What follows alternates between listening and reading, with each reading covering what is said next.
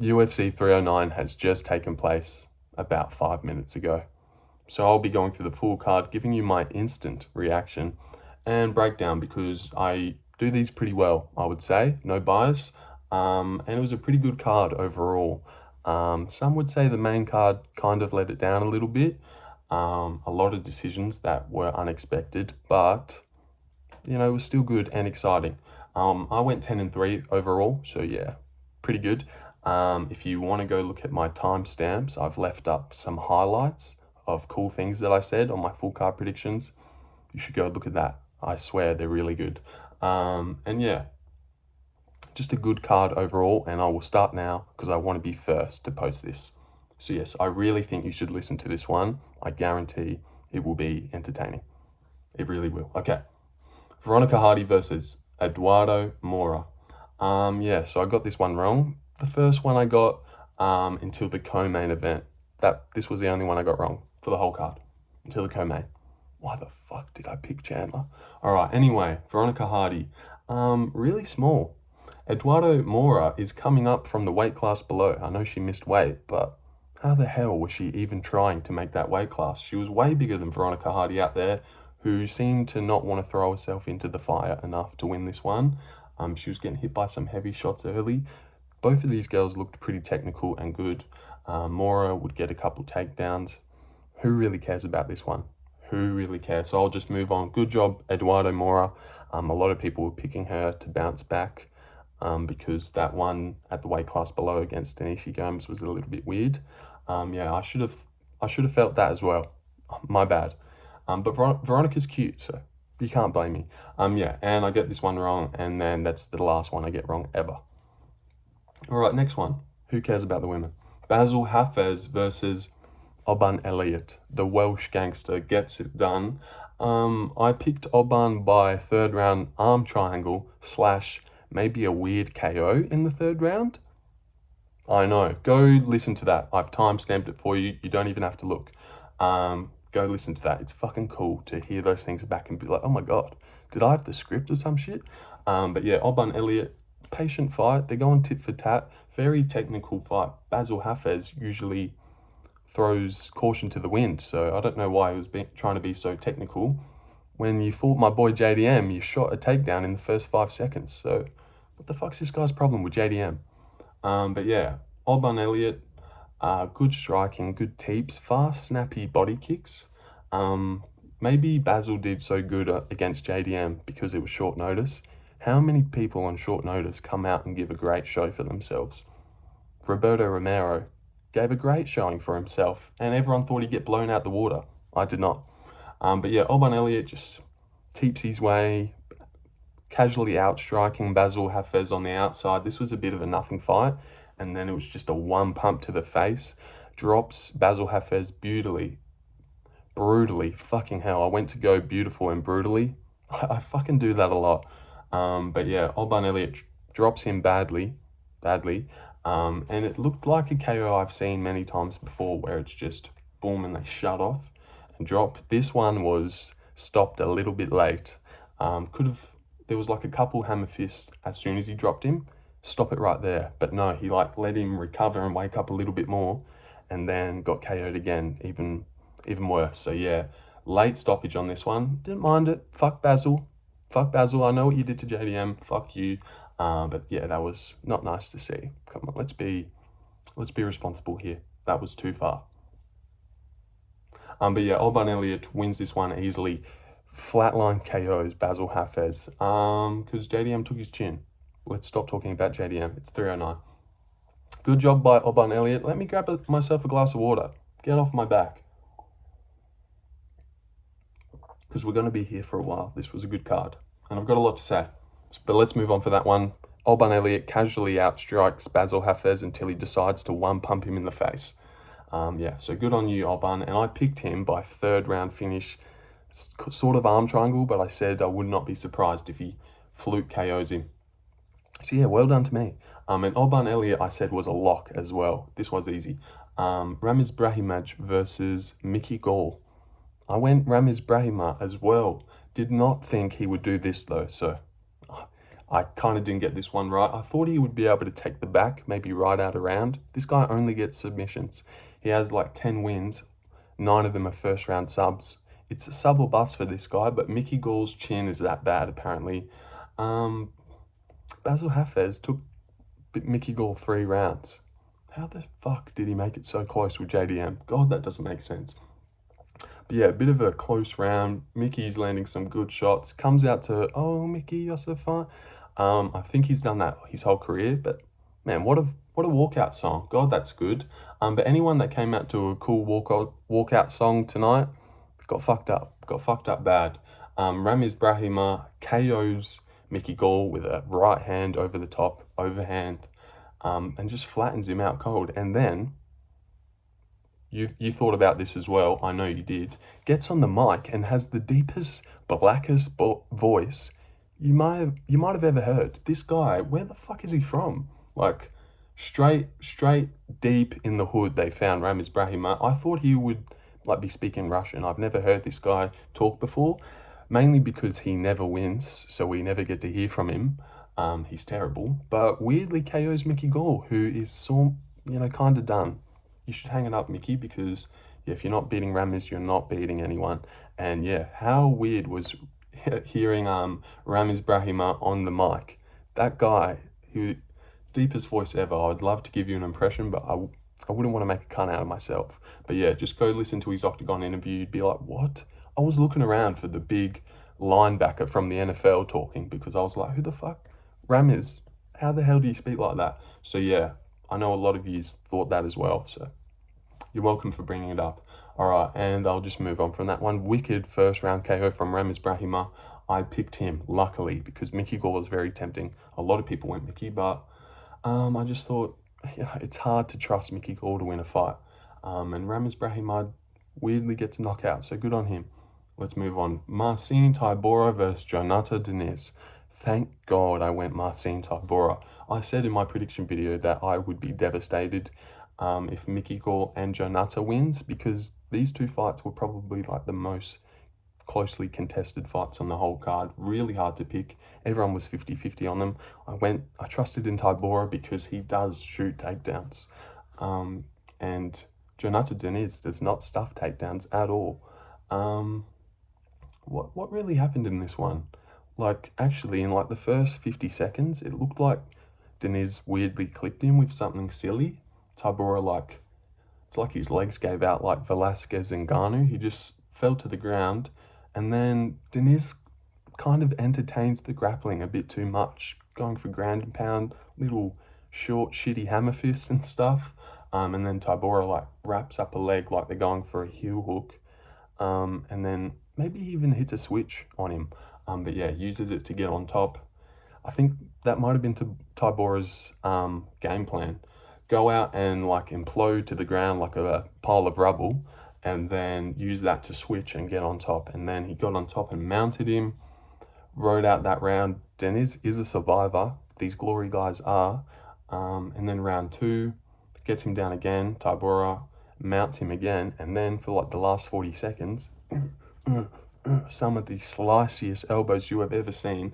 And I wanted this to keep going, but when I seen where the cuts were, straight away I was like, oh, they'll probably stop this one. One of the cuts was right here, on his eyelid, which if that got punched again, that would have been sus. There was another cut right over here on his other eyelid, and then another one right here. So slicey elbows from Marcin Tybura, who is 39, very susceptible to getting chinned. So don't blame you at all if you picked Diniz. I really nearly did.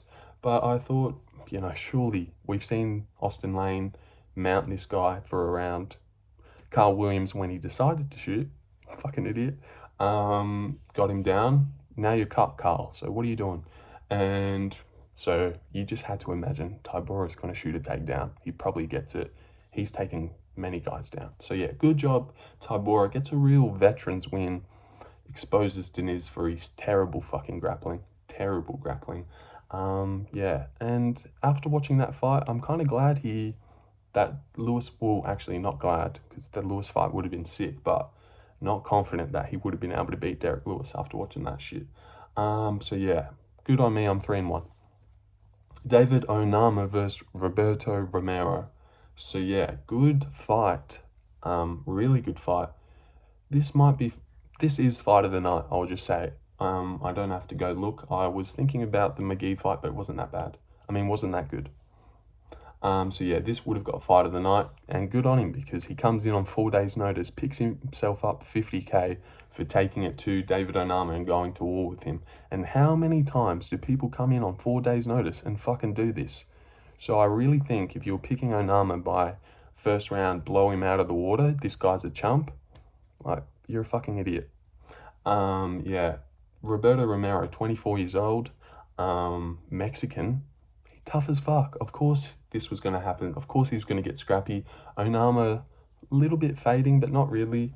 The first round, Roberto Romero's chopping low aggressively and like spamming low kicks at David Onama, drops him bad with like a little hook combination.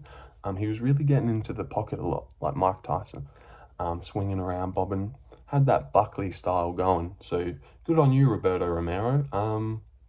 Yeah, drops David Onama bad, and then he's like following it up. David Onama drops Roberto Romero back with like 10 seconds to go. I did still give that first round to Roberto Romero because he was like winning the 4 minutes and also dropped him. But in my head, I thought David Onama dropped him last with the last 10 seconds and looked like he was about to finish him. So the judges, they never think back to the knockdown that happened in the first minute. They just go, oh, he knocked him down at the end, he wins. So all judges gave this 30-27. This was a good scrap for the whole 3 rounds. It's one of those ones where it's all chaos. They're scrapping in the pocket the whole time. So you just can't even like pull out key moments from the fight because it was all key moments. So yeah, great fight from these two. Just another person on their debut showing up. And yeah, good win by David Onama, gets a decision. And Roberto Romero, exciting guy. Had that Yuri antenna going, so that's probably why he was so tough and had a good scrap. He was fighting a little bit like Yuri, just did not give a fuck, marching Onama down. Good fight, boys, and fight of the night. All right, let's move on. I went David Onama by decision. Yeah, Jim Miller versus, or maybe I said sub, fuck. Jim Miller versus Damon Jackson. I went Jim Miller. By first round KO. But then I said, you know what? He might even get himself a guillotine here because Jim Miller has a lot of guillotines and Damon Jackson is going to shoot shitty takedowns. So yeah, and you're welcome. I've left that timestamp for you to go to after this, my full card predictions. I know, just go listen to it. This guy's a prophet. He sees the future. All right, let's stop glazing myself. Jim Miller knocks out, no he doesn't, subs Damon Jackson. Damon just always looks like weird on the feet, real suspect. Can't make featherweight anymore because of he got a hair transplant. His hairline being all the way back into his skull was all the weight he needed to get off to make featherweight. So now he's up at lightweight, getting smoked by the legend Jim Miller. Instant guillotine, and God, this guy has an absurd amount of guillotines on his record. So yeah, shout out to the veteran Jim Miller for smoking Damon Jackson in the first round. Great underdog pick by everyone who picked Jim Miller. Good job, guys. Let's all give ourselves a pat on the back for trusting the vet. And Damon Jackson, fuck off, dude. God, you're a creep. But 4 daughters, nice guy. Shouldn't have called him a creep. He doesn't deserve that. But what a creepy little fucker. Seriously. Fuck him. For no reason, fuck him. But yeah, what a creep. Jim Miller, good guillotine though. Good job, Jim. And didn't watch his Octagon interview. No idea what he said. Chris Weidman versus Eric Anders did not happen. Eric Anders pulled out because he didn't want to get an easy win. Okay, yep. Let's move on. Jonathan Martinez versus Marcus McGhee. So, I'm 3 for 3. Marcus McGhee was my lock of the card. And I know you're thinking, what? He wasn't a lock of the card. He kind of scraped by Jonathan Martinez. Shitty 3rd round. But the lock of the card for me is not about picking Bo Nickal or picking Ruffy. because that would be boring. It's about getting to the next card. I want to have a streak of like 17 locks in a row, all hitting, but they're all weird locks. I started off with $3 Dustin Stoltzfus, now Reina Derrida, took an easy one, and now Marcus McGhee, a bit of a 50 fight. A lot of people pick Martinez, so I decided to put a lock on Marcus McGhee because I believe in this guy with all my heart. Wicked striking.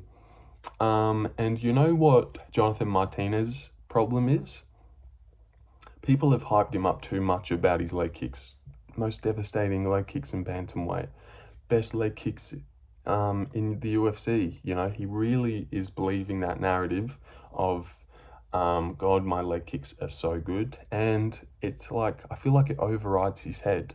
He's like, the whole time, Marcus McGhee is just tapping at him, looking very technical, landing, tapping leg kicks and jabs and shit. Marcus McGhee looks great. And Jonathan Martinez the whole time is edging forward, like just trying to find an opening to land a good leg kick. That's what I feel like he's doing the whole time, just trying to land his leg kicks. It's like become his whole game. How can I deliver these hard leg kicks? Because everyone thinks they're so hard, and I've got some finishes with them. But no, you got to do a little bit more than that. You can't just be a fucking leg kick merchant out there, because you'll get exposed. And by round 3, he just let Marcus McGhee get ahead quite queerly. He got ahead. Shit. Round 1, it was like 27-5. Martinez is doing fuck all. He said he was starstruck against Jose Aldo. Starstruck against my boy Marcus McGhee as well, the legend. 34 years old. People doubt his age, but God, this guy is good. I called him an honorary fighting nerd because he's out there flowing. I like Marcus McGhee. Martinez won round 3 very dominantly. Marcus's leg was toast, but a little too late because you got tripled in round 2 on the strikes, quadrupled in round 1. Yeah, little too late, Jonathan. Good one. And good job, Marcus McGhee, for being the lock of the card and making me look a little bit smart, but, you know, not crazy smart.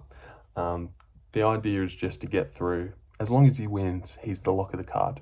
You get me? All right. And good job, Jonathan Martinez. This was like very technical.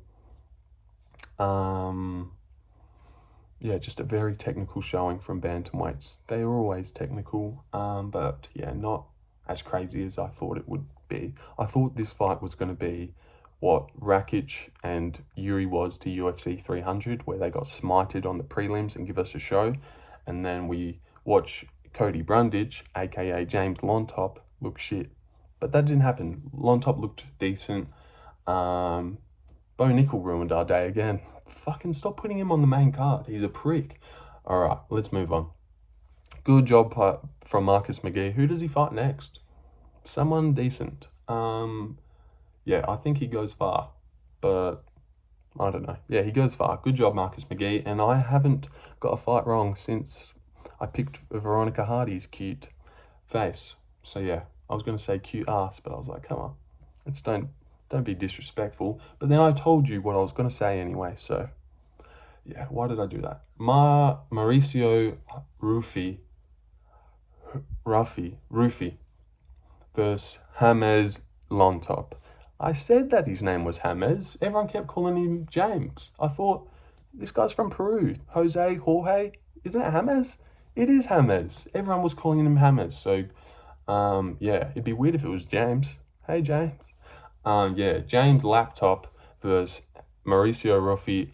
Good fight. Bit of, I don't know, maybe definitely stock loss, but like not too much. Still out there finding wicked shots. It's not his fault. Fucking Hafez Llontop's chin is unmatched. That fade away, I'm not looking at you. I'm looking over here. Hi, Donald Trump. As he's left hooking poor Hafez. Jesus Christ, that shot is fucking incredible. How does he do that? He's out there just looking for the perfect shot the whole time. I feel like he's got Izzy's problem, Adesanya's problem with trying to look too slick, and he's got to turn away from everything and like do these slick movements to get back into his stance. I had a feeling this would happen after the Malarkey fight. We all rid this guy too hard, And then he went out there with the mindset of, holy shit, I'm the cool wicked KO guy, fighting nerds, wicked KOs. I've got to get everyone a wicked KO here. So he was just fishing for a wicked KO way too much. Rocked Hafez Llontop with a sick 1-2 in the first round, and then 720'd, I think. 720 no-scoped him, missed, fell on his ass. Yeah, no need. We don't need the 720s. Just get us a cool one. And then in the second round, or maybe still, no, the second round, he looks away at his corner and left hooks Hafez Llontop, and God, that was such a brutal shot. If that was a flatline KO, fucking hell, that is insane. God, I wish that was a KO. That would have been, imagine his highlights, the Malarkey one, and then he just, God, that was cool. It was like, I don't know, far out, this guy is so cool. Sick twos, would catch Hafez with a 2 coming in. Just great shots, always looking to find the perfect shot and find a KO. But I feel like that can get in your way sometimes, where you're just trying to look for the perfect shot too much, where if you just went out there, you know, jab, maybe he would do better and would have found this KO earlier. But seriously, what the fuck would I know? Like, I don't train, I don't fight personally, so yeah, good on you, Ruffy. You probably knew what you were doing out there, but if you want a little more advice from someone that doesn't do anything, hit me up, because I know what to do. All right. But yeah, good job by Mauricio. Looked sick. Probably good for his career that he goes 15, but disappointing. Probably let down a lot of parlays. And yeah, I'll continue. Great performance though. Looked sick. Wicked striking. I do think he is elite and beats a lot of the top guys, because his distance management and systems of finding those wicked shots are really good. Really good. But yeah, it took a bit of a dive. Was kind of getting walked down, but I can't blame him, because the amount of times he thought he had a wicked KO, that would fuck your adrenaline and your cardio. Yep. All right, next fight. Viviane Aruajo versus Karine Silva. So I went Viviane Aruajo. Yeah, you might be thinking, wow, far out, this guy's actually pretty good. How the hell did he go Viviane? I just thought she would show levels. It was a little bit of an MMA math one. She just went to like a close tit-for-tat decision with Ariane Lipski. Ariane Lipski just got bashed and subbed in the third round like a week ago against Sudovicius. So I was like, level of comp in my brain. Viviane's going 5 rounds with Alexa Grasso, looking great. I just thought, yeah, she'd be too technical for Karine Silva, and she was. Karine Silva's good and has a lot of momentum, but this is just one of those losses that you take and you learn from. You know, the old vet just outclasses you, you kind of gas. She was falling to her back a lot in round 3. Yeah, so good job by Viviane Aruajo, and I picked her. Not a lot of people did. Guru did as well. I seen that when I was listening to him and he said that he was going to pick her. I was like, oh, yeah, it's not going to be me alone by myself. A lot of, maybe some other people are seeing this pick as well, because I feel like, you know, when you really put your brain to the ground, you could feel this one coming. And also, I said in my, well, not that it was close, it was a clear decision, but I said, this card's going to be going good. Everyone's multis are going to be on. Everyone's going to have Karine Silva in their multis. If this is close, they'll give it to Viviane anyway to just ruin everyone's day. But, yeah, so Karine Silva could have got the first 2, maybe. But yeah, good job, Viviane Aruajo. Shows levels. Karine Silva will be back, but just not right now. All right, next fight. Bo Nickal versus Paul Craig. I went Bo Nickal here. I said that, and disappointing, but I said he should kind of use this opportunity to go the full 15. But when he actually did it, I fucking hated him for it. Why are you doing it? But yeah, like, Bo Nickal's so green, 6-0, all first round finishes. He's not going to get the time to go to decision against guys like, you know, that are better than fucking Paul Craig. So you might as well use it now. Go the distance. This will help him in the long run. But God, he looked shit. This guy is nothing. They asked him at media day, is he the best wrestler of all time to come in? He said, well, I don't want to say the greatest, but I'd say most skilled. I'm the most skilled wrestler of this new generation and stuff, best skills. And then doesn't shoot a takedown. I know it's Paul Craig and he has some triangles, but what? A couple triangles on someone's record and the collegiate most skilled wrestler just won't shoot a takedown the whole fight? Because if that's your thinking, your game is going to get fucked on by a lot of people. A lot of people have subs on their record. Bo Nickal, what are you going to do? Not take them down? Yeah, stick to your game plan, because I really think this guy is too strong and scramble heavy to get caught in something silly by Paul Craig, unless he's just an idiot. But yeah, Paul Craig, I don't know, looked decent, just slow. His build is quite rangy and thick and tall. I wasn't expecting Paul Craig to look that big. And Bo Nickal kind of just has a ducking his head, looking at the floor overhand. Throws a lot of jabs to the body just to set up his overhand. The overhand, which is missing all night. Chopping low. Paul Craig, a lot of body kicks. You know how he does. Yeah, actually, Bo Nickal lands the best shot of the fight in round 3.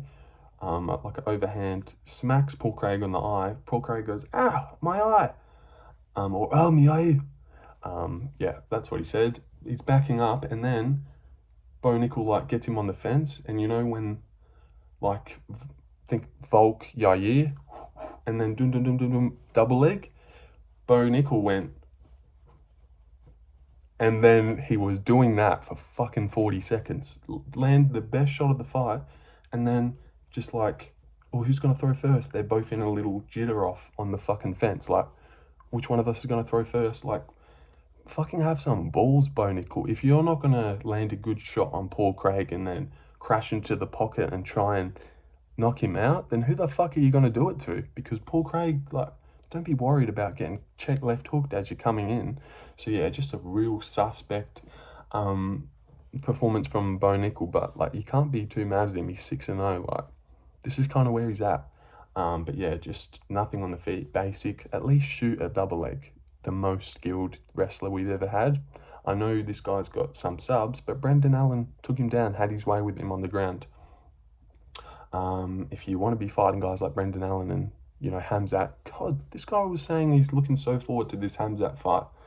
Hamzat shoots a double leg on Paul Craig, but also Hamzat just walks across and knocks him out. So what the fuck were you doing, Bo? But yeah, good job on going the full 15. Probably more beneficial to your career, but what a prick, and ruined everyone's multi probably. But he was just paying so low that you just don't even put him in at all. But I imagine some of you still found a way to lose a lot of money, didn't you? That's all right. That's all right, you're here now. All right. Bo Nickal wins by decision. Viviane by decision. Ruffy by decision. Charles Oliveira by decision. What the fuck? Yeah, Charles Oliveira versus Michael Chandler. All right, let's talk about this one. So I went Michael Chandler. I said in my brain, and just picturing this fight, obviously Charles should win, but Michael Chandler has a chance. He's a little pitbull. But gosh, he looked awful. Just real jittery, not comfortable for 1 second in there with Charles. Charles was just walking forward, getting up those teeps, jabs, and fucking Michael Chandler is just shitting himself on the outside, like, fast moving this way, loading up, and God, he looked fucking terrible. What kind of dickhead picks Michael Chandler? Damn it. Especially when I was like, what? I was like 10-1 at this point, and then I'm like, let me go Michael Chandler and Stipe Miocic. Really seal this one off. And I went Stipe for the lulz. Obviously, I thought Jon would win, but no, let's not make excuses. Michael Chandler, all right. So, also, something I should add, I said Charles Oliveira would win by decision. I've timestamped that for you to go listen to as well. But yeah, Charles Oliveira versus Mike Chandler. All right, so, like, good first round. He gets him down, mounts him. Not the craziest first round though. This was like, it was definitely an exciting fight, but like, I feel like we put so much weight on it being amazing that I was a little bit let down by it. He's mounting him, takes his back in round 3, just dominating him. Chandler looks fucking terrified on the feet, just can't stand still and like wait. A lot of times he would just stand on the fence and like, gosh, Chandler looked terrible, and you would feel like an idiot watching this fight having picked Chandler. I did feel like an idiot. But, you know, if he weirdly KO'd him in the 5th, I would have been able to say I got it right. And, now that I remember, 5th round, the most back of the head shots you've ever seen. The ref did not give a fuck. Chandler's just doom, back of the head, all back of the head shots.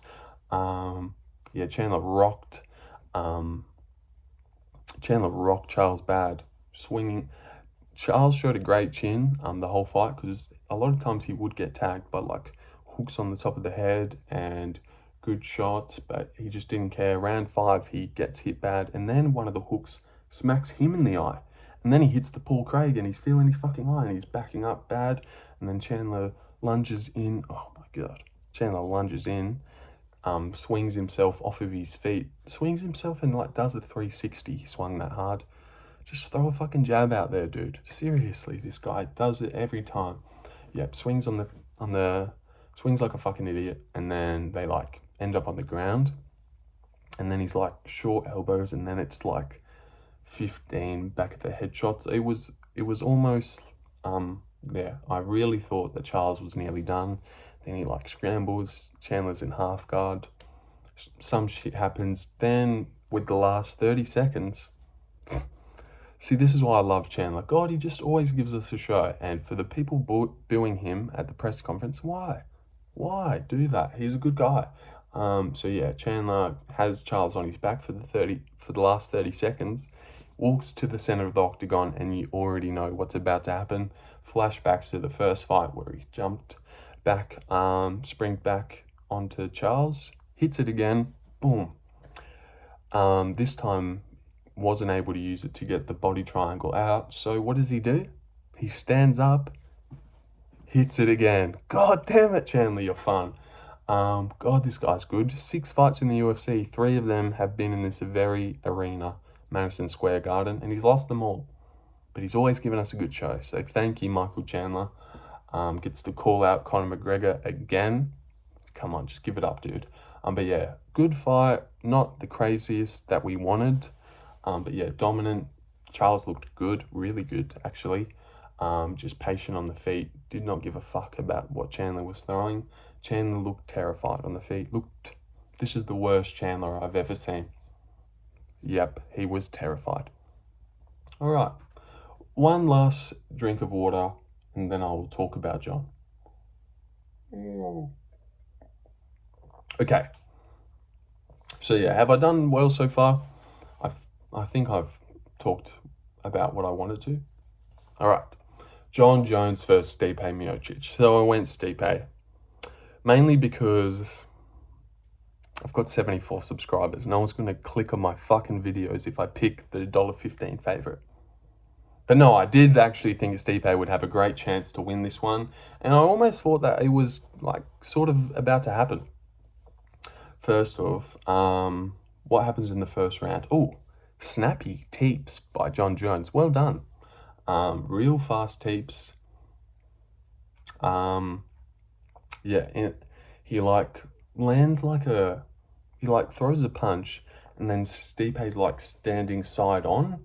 Just makes for the easiest little trip in the first round. Trips Stipe easily. It's like, holy shit, this is going to go bad.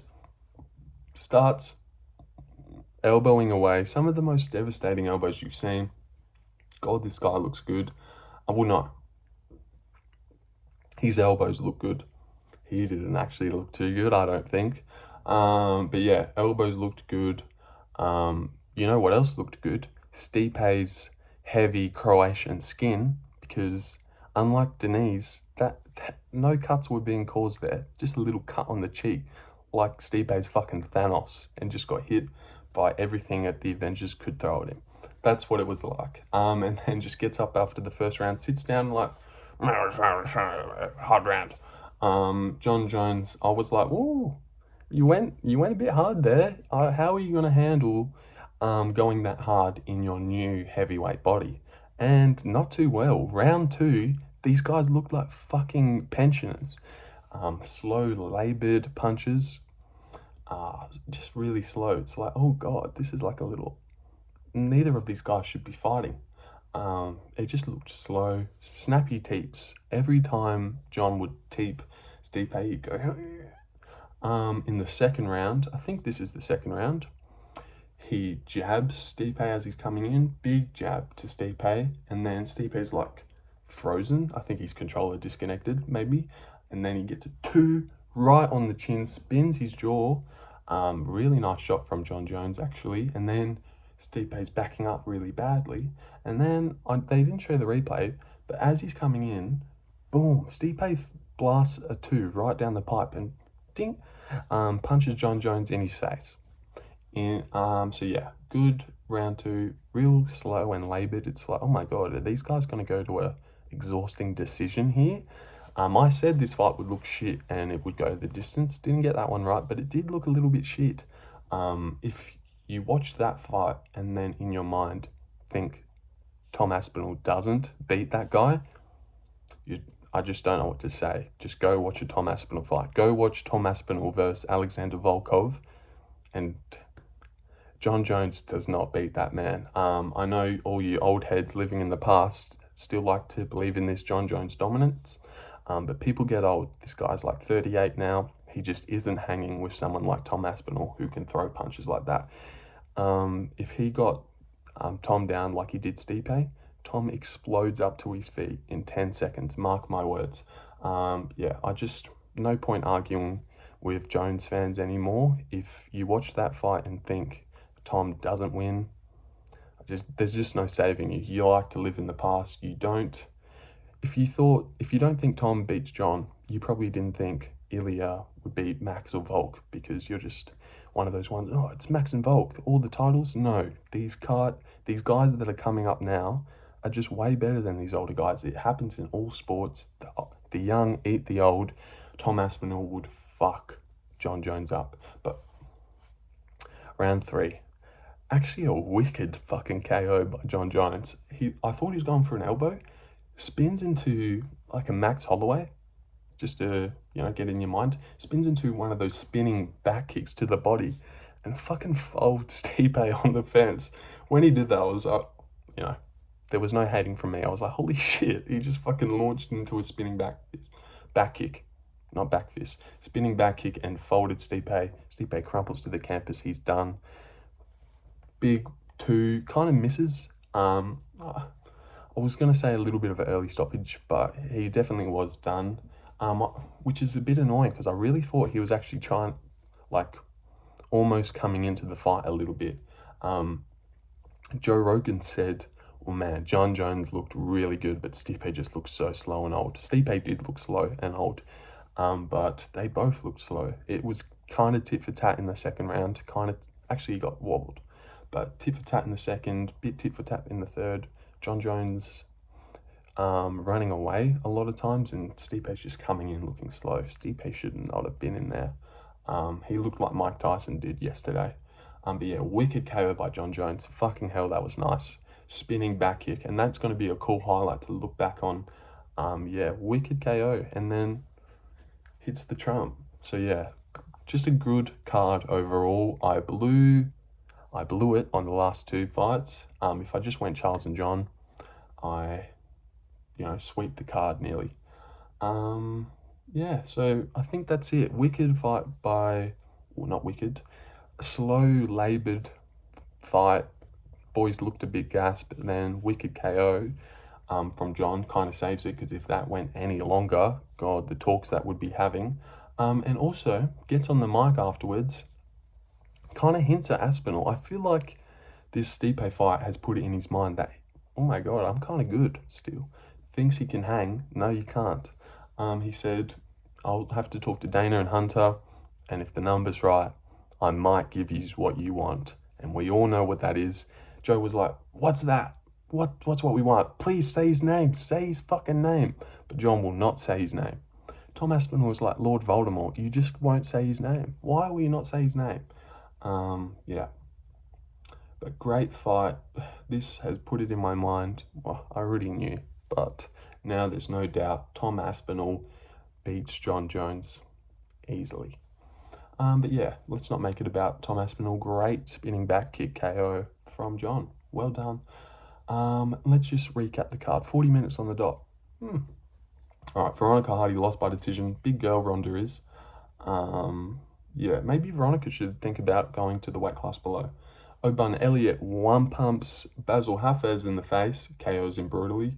Ramiz Brahimaj one pumps Gall to his face, KOs him brutally. Jesus. Marcin Tybura mounts and takes Jhonata Diniz down to the shredder and slices his face open with razors. Good job, Tybura. You're 39. Fucking hell. David Onama and Roberto Romero go to war. Good job. Jim Miller smokes Damon Jackson, guillotines him instantly.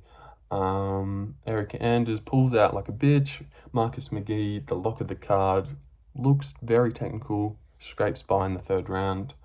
As soon as Marcus McGhee switched stance and got that sore leg out of the way, Martinez is like, oh shit, well there goes my whole game. Yeah, probably get something other than really hard leg kicks about you, Jonathan. But hey, what would I know? Seriously, what would I know? And Mauricio Ruffy lands wicked shots on James Llontop. It just eats it all. Fucking hell, cut him. Even though he's cool and put up a good fight, cut him. Viviane Aruajo shows levels, like I said. Go watch that. Bo Nickal takes Paul Craig to a fucking decision. Cut both of them. Cut Bo Nickal. But yeah, Bo Nickal, gosh, not what we thought he would be. Charles Oliveira goes to decision, goes 5 rounds with Michael Chandler, insane. And Jon Jones has like a slow, gross kind of fight. Good first round, gross second and third, and then springs into a spinning back kick and folds Stipe. So good job, but what's the point when Aspinall clears them all? Yep. Alright, so yeah, I think I'll end it there. Good card overall, really good card, and I hope I did good on the breakdown. 42 minutes. Yeah, I went 10-3. I did good. Yep. Alright, so I'll end it there. Anything else to say? No. But yes, thank you for watching. If you did, drop a like. Nah, just kidding. You don't have to do that. Alright, sorry. But yeah, what else? Okay. Let's just leave. Fuck Bassil Hafez. Fuck Bo Nickal. Actually, Bassil didn't do anything. Fuck him though. And yeah, alright. I'll end it there. Sorry. Alright. And thank you. Alright. Well, let's just end it.